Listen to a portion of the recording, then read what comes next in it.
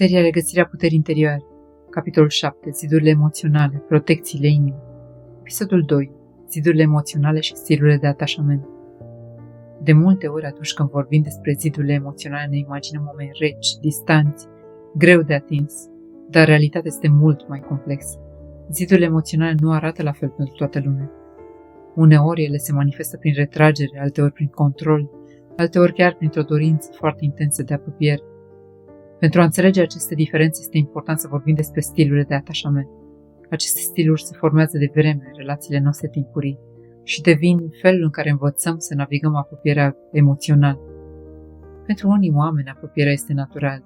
Ei pot fi vulnerabili fără să se simtă amenințați, pot primi iubire fără să o pună sub semnul întrebării, pot oferi spațiu fără să simtă că pierd conexiune.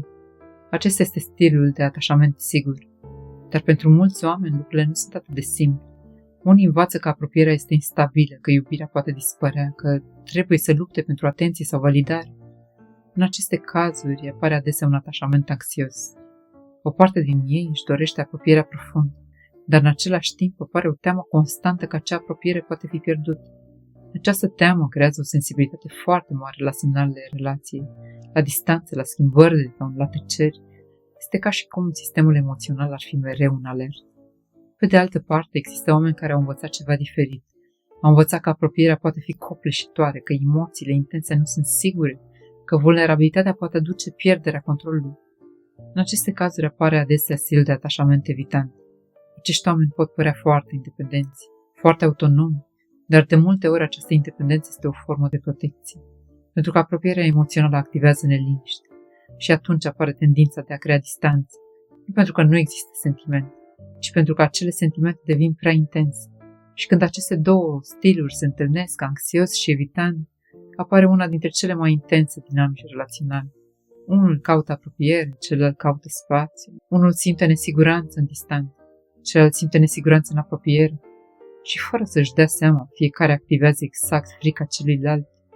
Aceasta nu înseamnă că relația este imposibilă, dar înseamnă că este nevoie de conștientizare, pentru că zidurile emoționale nu sunt despre lipsa iubirii, sunt despre felul în care fiecare inimă a învățat să se protejeze.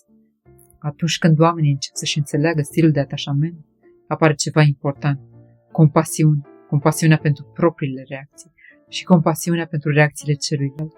În loc să interpretăm distanța ca respingere absolută sau nevoia de apropiere ca dependență, începem să vedem mecanisme de protecție din spatele acestor reacții. Această înțelegere nu rezolvă automat dinamica, dar creează un spațiu pentru dialog, pentru răbdare, pentru evoluție, pentru că zidurile emoționale nu sunt destinate să rămână permanente. Ele pot deveni în timp mai flexibile, mai permeabile, mai conștiente și atunci când acest lucru se întâmplă, relațiile pot începe să arate diferit. Nu mai sunt conduse doar de frică, încep să fie ghidate de înțelegere. Iar în acel spațiu, apropierea devine posibilă fără ca inima să simtă că trebuie să se apere permanent.